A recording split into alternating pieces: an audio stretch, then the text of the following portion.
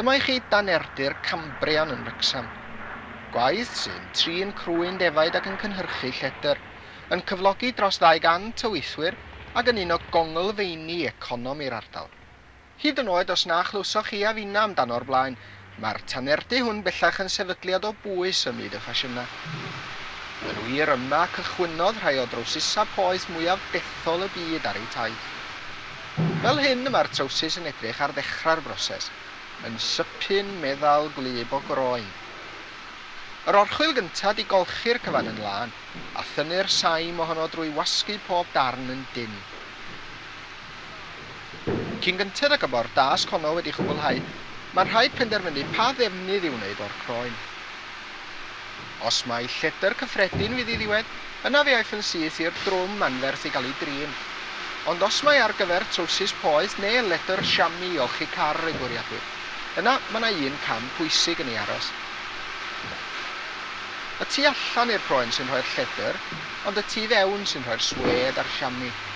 Ac felly mae'n rhaid hollti'r croen ar ei hyd i sicrhau math arbennig o ledr meddal hawdd i drin. Wedi i'r llafna wneud i marc, ei rago i'r drwm anferth i gael ei fwydo mewn cemegau. Os mae lledr siami ydi ei fod, yna fe gadewir a moria mewn cod liver oil i gael y teimlad hyblyg ynddo. Ond i drowsus poeth neu i ledr cyffredin, mae'r hylif yn gymysgfa o wahanol gymega. Yma yn Wrecsam, chamoiselle ydy'r enw a ddefnyddir am y math o ledr sy'n addas i drowsus poeth. Mae'n fwy uchel ail na siami, yn feddalach na lledr ac yn fwy ymarferol na swed. Wedi gadael y drwm daw'r chamoiselle i afal y gwir grefftwyr. I camp nhw ydy medru tynnu'r graen i'r amlwg ar y croen, nes i fod yn ddigon tebyg i swed i lygad yr anghyfarwydd. Ac o'r diwedd dyna'r croen wedi draws newid yn chamoiselle o'r radd flaena.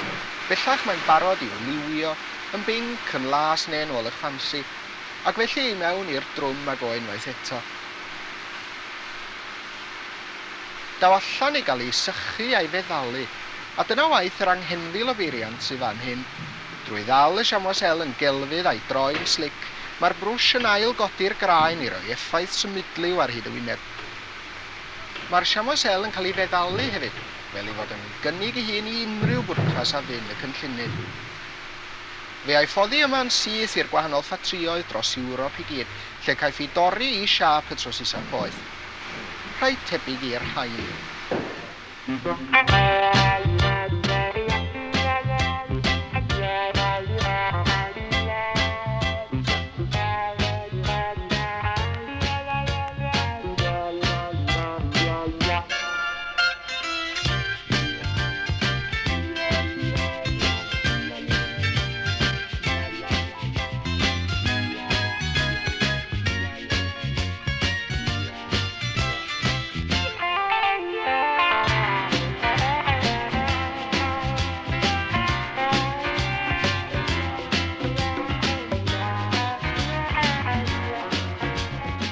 Fod y chamoiselle braidd yn foethus i'w wisgo bob dydd ac yn tueddu i ddangos baw yn weddol hawdd.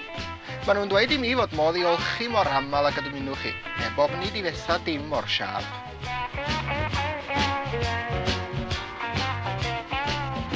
Efallai dylan ni feddwl ddwywaith yn y dyfodol cyn cyhuddo merched yr ardaloedd gwledig o fod ar ei hôl i. Wedi'r cwbl, mi fasa'r trowsusa hyn yn teimlo'n hynod o gartrefol ar lechwedda mynyddoedd Cymru.